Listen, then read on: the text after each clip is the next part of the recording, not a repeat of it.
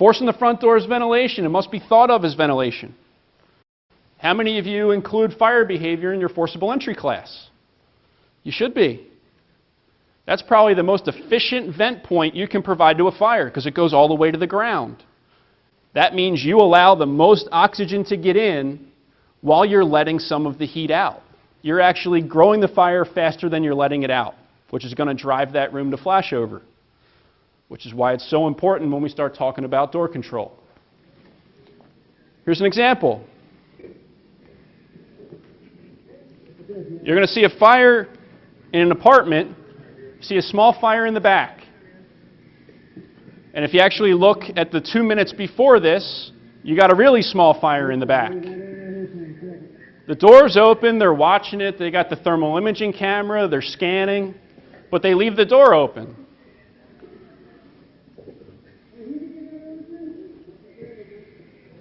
What do we think's going to happen?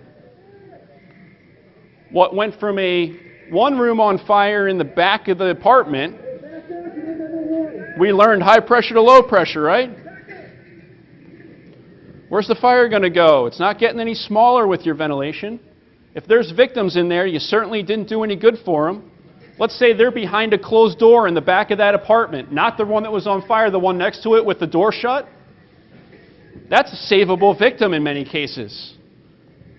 Now we're allowing potentially that fire to burn through that door and take what was a potential viable victim and make it not viable, just by having the front door open.